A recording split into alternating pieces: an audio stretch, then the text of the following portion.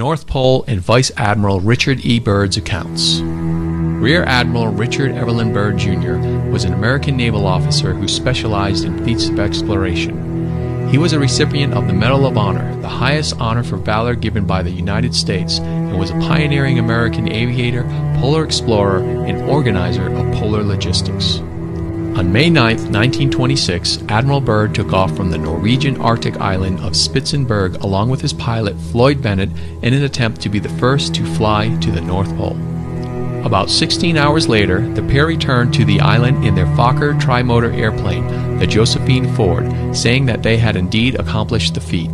Byrd submitted his navigational records to the U.S. Navy and a committee of the National Geographic Society, one of his sponsors, who confirmed the accomplishment according to the Ohio State University libraries. Byrd was hailed as a hero and given the Medal of Honor. However, for some unknown reason, Admiral Byrd's official accounts of his journey were not long after disproved and even denied as inconclusive. When you learn of what Admiral Byrd claims to have found and experienced on his Arctic North Polar journey, it becomes clear why the official channels of society may have quickly decided to dismiss his claims. However, we must take into consideration the fact that Rear Admiral Richard E. Byrd was a well-respected member of society and highly decorated member of the U.S. Navy. The following is a reading of the official transcripts of Rear Admiral Richard E. Byrd's flight logs recording during and shortly after his pioneering journey deep into the unknown regions of the Arctic North Pole on the 19th of February 1947. 0600 hours. All preparations are complete for our flight northward, and we are airborne with full fuel tanks at 0610 hours. 0620 hours. Fuel mixture on starboard engine seems too rich. Adjustment made and Pratt Whitneys are running smoothly. 0730 hours. Radio check with base camp. All is well and radio reception is normal. 0740 hours. Note slight oil leak in starboard engine. Oil pressure indicator seems normal, however. 0800 hours. Slight turbulence noted from easterly direction at an altitude of 2,321 feet. Correction to 1,700 feet. No further turbulence, but tailwind increases. Slight adjustment in throttle controls. Aircraft performing very well now. 0815 hours. Radio check with base camp. Situation normal. 0830 hours. Turbulence encountered again. Increase altitude to 2,900 feet. Smooth flight conditions again. 0910 hours. Vast ice and snow below. Note coloration of a yellowish nature and disperse in a linear pattern. Altering course for better examination of this color pattern below. Note reddish or purple color also. Circle this area 2 full turns and return to assigned compass heading. Position check made again to base camp and relay information concerning colorations in the ice and snow below. 0910 hours. Both magnetic and gyro compasses beginning to gyrate and wobble. We are unable to hold our heading by instrumentation. Take bearing with sun compass, yet all seems well. The controls are seemingly slow to respond and have sluggish quality, but there is no indication of icing. 0915 hours. In the distance is what appears to be mountains. 0949 hours. 29 minutes elapsed flight time from the first sighting of the mountains. It is no illusion. They are mountains and are consisting of a small range that I have never seen before. 0955 hours. Altitude changed to 2,950 feet, encountering strong turbulence again. 1000 hours. We are crossing over the small mountain range and still proceeding northward as best as can be ascertained. Beyond the mountain range is what appears to be a valley with a small river or stream running through the center portion. There should be no green valley below. Something is definitely wrong and abnormal here. We should be over ice and snow. To the port side are great forests growing on the mountain slopes. Our navigation instruments are still spinning. The gyroscope is oscillating back and forth. 1005 hours. I alter altitude to 1,400 feet and execute a sharp turn to better examine the valley below. It is green with either moss or a type of knit grass. The light here seems different. I cannot see the sun anymore. We make another left turn and we spot what seems to be a large animal of some kind below us. It appears to be an elephant. No, it looks more like a mammoth. This is incredible. Yet there it is. Decrease altitude to 1,000 feet and take binoculars to better examine the animal. It is confirmed. It is definitely a mammoth-like animal. Report this to base camp. 10:30 hours. Encountering more rolling green hills now. The external temperature indicator reads 74 degrees Fahrenheit. Continuing on our heading now. Navigation instruments seem normal now. I am puzzled over their actions. Attempting to contact base camp. Radio is not functioning. 11:30 hours. Countryside below is more level and normal, if I may use that word. Ahead we spot what seems to be a city. This is impossible. Aircraft seems light and oddly buoyant. The controls refuse to respond. My God. Off our port and starboard wings are a strange type of aircraft. They are closing rapidly alongside.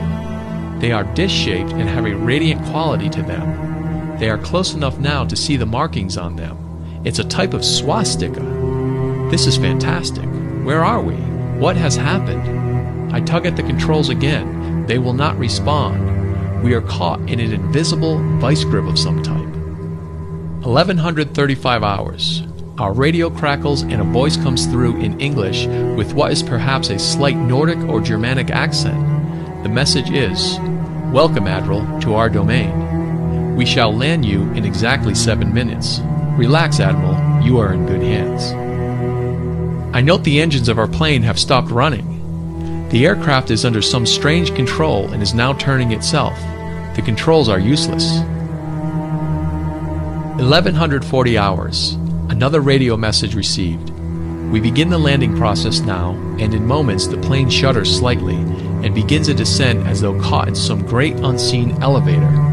The downward motion is negligible, and we touch down with only a slight jolt.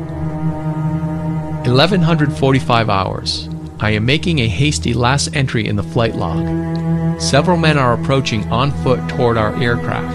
They are tall with blonde hair. In the distance is a large shimmering city pulsating with rainbow hues of color. I do not know what is going to happen now, but I see no signs of weapons on those approaching. I hear now a voice ordering me by name to open the cargo door. I comply. End log. From this point, I write all the following events here from memory. It defies the imagination. It would seem all but madness if it had not happened. The radio man and I are taken from the aircraft, and we are received in a most cordial manner. We were then boarded on a small platform-like conveyance with no wheels. It moves us toward the glowing city with great swiftness. As we approach, the city seems to be made of a crystal material. Soon we arrive at a large building that is a type I have never seen before. It appears to be right out of the design board of Frank Lloyd Wright, or perhaps more correctly, out of a Buck Rogers setting. We are given some type of warm beverage, which tasted like nothing I have ever savored before. It is delicious. After about 10 minutes, two of our wondrous-appearing hosts come to our quarters and announce that I am to accompany them. I have no choice but to comply. I leave my radio man behind, and we walk a short distance and enter into what seems to be an elevator. We descend downward for some moments. The machine stops and the door lifts suddenly upward. We then proceed down a long hallway that is lit by a rose-colored light that seems to be emanating from the very walls themselves. One of the beings motions for us to stop before a great door. Over the door is an inscription that I cannot read. The great door slides noiselessly open, and I am beckoned to enter. One of my hosts speaks. "Have no fear, Admiral. You are to have an audience with the Master." I step inside, and my eyes adjust to the beautiful coloration that seems to be filling the room completely. Then I begin to see my surroundings. What greeted my eyes is the most beautiful sight of an entire existence. It is in fact too beautiful and wondrous to describe. It is exquisite and delicate. I do not think there exists a human term that can describe it in any detail with justice. My thoughts are interrupted in a cordial manner by a warm, rich voice of melodious quality. "I bid you welcome to our domain, Admiral." I see a man with delicate features and with the etching of years upon his face. He is seated at a long table. He motions me to sit down in one of the chairs. After I am seated, he places his fingertips together and smiles. He speaks softly again and conveys the following. We have let you enter here because you are of noble character and well known on the surface world, Admiral. Surface world, I half gasped under my breath. Yes, the Master replies with a smile. You are in the domain of the Ariani, the inner world of Earth. We shall not long delay your mission, and you will be safely escorted back to the surface and for a distance beyond. But now, Admiral, I shall tell you why you have been summoned here. Our interest rightly begins just after your race exploded the first atomic bombs over Hiroshima and Nagasaki, Japan. It was at that alarming time we sent our flying machines, the Flugelrads, to your surface world to investigate what your race had done. That is of course past history now, my dear Admiral, but I must continue on. You see, we have never interfered before in your race's wars and barbarity, but now we must, for you have learned to tamper with a certain power that is not for man, namely, that of atomic energy. Our emissaries have already delivered messages to the powers of your world, and yet they do not heed. Now you have been chosen to be witness here that our world does exist. You see, our culture and science is many thousands of years beyond your race, Admiral. I interrupted, but what does this have to do with me, sir? The Master's eyes seemed to penetrate deeply into my mind, and after studying me for a few moments he replied, Your race has reached the point of no return, for there are those among you who would destroy your very world rather than relinquish their power as they know it.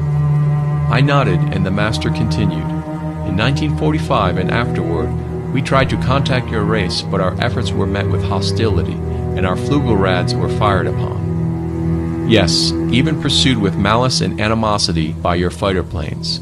So now, I say to you, my son, there is a great storm gathering in your world, a black fury that will not spend itself for many years. There will be no answer in your arms. There will be no safety in your science. It may rage on until every flower of your culture is trampled, and all human things are leveled in vast chaos. Your recent war was only a prelude of what is yet to come for your race. We here see it more clearly with each hour. Do you say I am mistaken? No, I answer. It happened once before. The Dark Ages came and they lasted for more than 500 years. Yes, my son, replied the Master. The Dark Ages that will come now for your race will cover the earth like a pall. But I believe that some of your race will live through the storm. Beyond that, I cannot say. We see at a great distance a new world stirring from the ruins of your race, seeking its lost and legendary treasures, and they will be here, my son, safe in our keeping. When that time arrives, we shall come forward again to help you revive your culture and your race.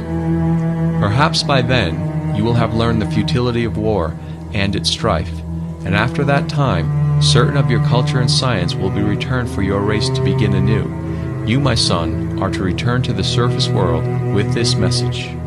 With these closing words, our meeting seemed at an end. I stood for a moment as in a dream, but yet I knew this was reality, and for some strange reason, I bowed slightly, either out of respect or humility, I do not know which. Suddenly, I was again aware that the two beautiful hosts who had brought me here were again at my side. This way, Admiral, mentioned one. I turned once more before leaving and looked back toward the Master. A gentle smile was etched on his delicate and ancient face. Farewell, my son, he spoke. Then he gestured with a lovely, slender hand a motion of peace, and our meeting was truly ended. Quickly, we walked back through the great door of the Master's chamber and once again entered into the elevator. The door slid silently downward, and we were once again going upward. One of my hosts spoke again. We must now make haste, Admiral, as the Master desires to delay you no longer on your scheduled timetable, and you must return with his message to your race. I said nothing. All of this was almost beyond belief, and once again my thoughts were interrupted as we stopped. I entered the room and was again with my radio man. He had an anxious expression on his face. As I approached, I said, "It is all right, Howie. It is all right." The two beings motioned us toward the awaiting conveyance. We boarded and soon arrived back at the aircraft. The engines were idling and we boarded immediately. The whole atmosphere seemed charged now with a certain air of urgency. After the cargo door was closed, the aircraft was immediately lifted by that unseen force until we reached an altitude of 2,700 feet. Two of the aircraft were alongside for some distance, guiding us on our return way. I must state here, the airspeed indicator registered no reading, yet we were moving along at a very rapid rate. Entry flight log continues. 0215 hours. A radio message comes through. We are leaving you now, Admiral. Your controls are free. Auf Wiedersehen. We watched for a moment as the Flügelrads disappeared into the pale blue sky. The aircraft suddenly felt as though caught in a sharp downdraft for a moment. We quickly recovered her control. We do not speak for some time. Each man has his thoughts. 0220 hours. We are again over the vast areas of ice and snow, approximately 27 minutes from base camp. We radio them, they respond. We report all conditions normal. Base camp expresses relief at our re-established contact. 0300 hours. We land smoothly at base camp. I have a mission. End log entries. March 11th, 1947. I have just attended a staff meeting at the Pentagon. I have stated fully my discovery and the message from the Master. All is duly recorded. The President has been advised. I am now detained for several hours. 6 hours, 39 minutes to be exact. I am interviewed by top security forces and a medical team. It was an ordeal. I am placed under strict control via the national security provisions of the United States of America. I am ordered to remain silent in regard to all that I have learned on behalf of humanity. Incredible. I am reminded that I am a military man and I must obey orders. December 30th, 1956. Final entry. I must write this diary in secrecy and obscurity. It concerns my Arctic flight of the 19th day of February in the year of 1947. There comes a time when the rationality of men must fade into insignificance and one must accept the inevitability of the truth. I am not at liberty to disclose the following documentation at this writing. Perhaps it shall never see the light of public scrutiny, but I must do my duty and record here for all to one day read. These last few years elapsed since 1947 have not been kind. I now make my final entry in this singular diary. In closing, I must state that I have faithfully kept this matter secret as directed all these years. It has been completely against my values of moral right. Now I seem to sense the long night coming on, and this secret will not die with me, but as all truth shall, it will triumph, and so it shall. This can be the only hope for mankind. I have seen the truth, and it has quickened my spirit and has set me free. I have done my duty towards the monstrous military-industrial complex. Now, the long night begins to approach, but there shall be no end. Just as the long night of the Arctic ends, the brilliant sunshine of truth shall come again, and those who are of darkness shall fall in its light. For I have seen that land beyond the pole, that center of the great unknown. Admiral Richard E. Byrd, United States Navy, December 24th, 1956.